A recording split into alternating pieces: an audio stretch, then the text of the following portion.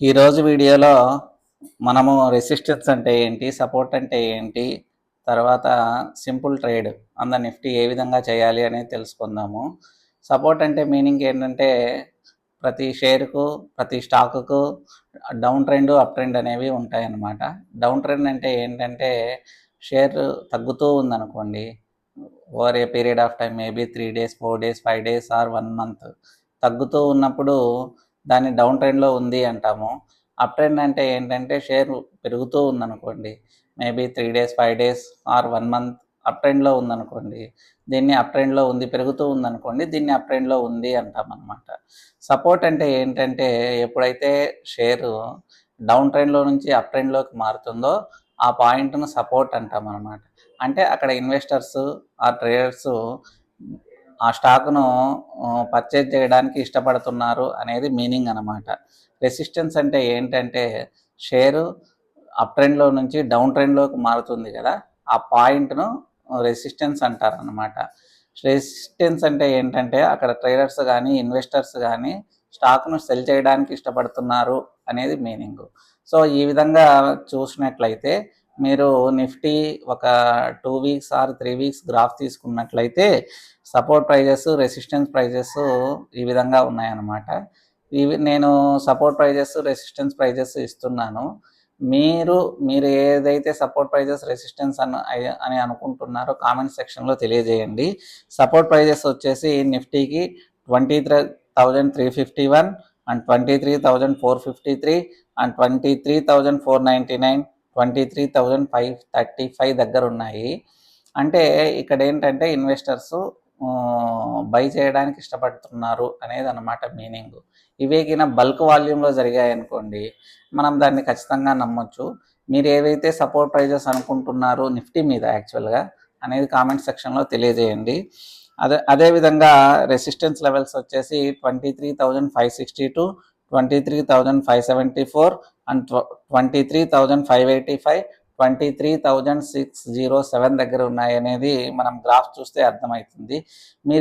మీరు resistance levels Nifty మీద ఏది అనుకుంటున్నారు అనేది కామెంట్ సెక్షన్లో తెలియజేయండి.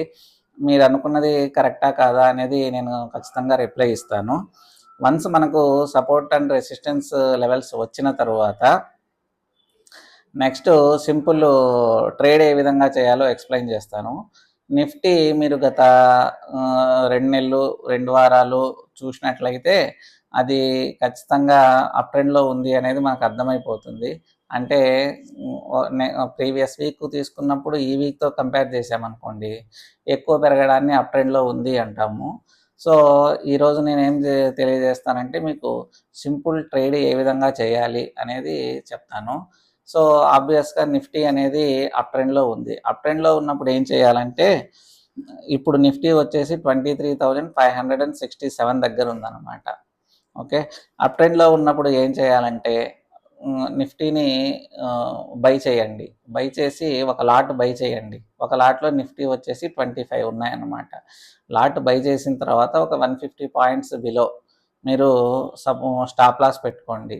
ఎప్పుడైతే 100 పాయింట్స్ ఆర్ 50 పాయింట్స్ నిఫ్టీ పెరిగిందనుకోండి, దానికి అనుగుణంగా స్టాప్ లాస్ను కూడా ఇంక్రీజ్ చేయండి. యాక్చువల్గా మీరు ఫాలో కావాల్సిన టెక్నిక్ ఇదే అనమాట. Very simple technique. నేను ఇప్పుడు వాల్యూస్తో సహా ఎక్స్ప్లెయిన్ చేస్తాను.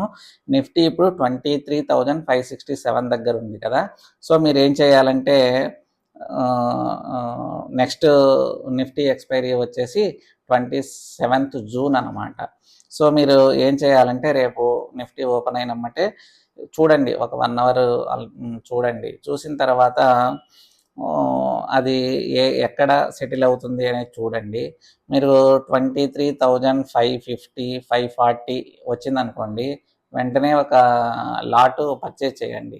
ఒక లాట్ వచ్చేసి మీరు పర్చేజ్ చేస్తే మార్జిన్ ఖచ్చితంగా 68,000 అనేది అమౌంట్ ఉంచాల్సి వస్తుంది.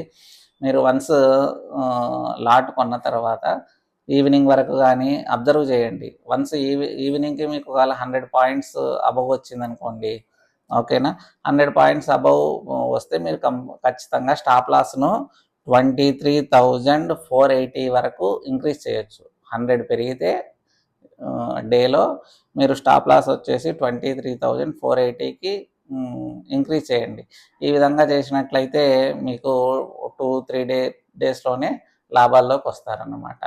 సో మీకు ఈ వీడియో నచ్చినట్లయితే లైక్ చేయండి, సబ్స్క్రైబ్ చేసుకోండి, మీరు గంట సింబల్ నొక్కి నోటిఫికేషన్ ఎనేబుల్ చేసుకోండి. మీకు మళ్ళీ నేను డైలీ అప్డేట్స్ ఇస్తుంటాను. సో దట్ మీకు ఈ ట్రేడింగ్ ఏ విధంగా చేయాలి అనేది తెలుస్తుంది. Thank you.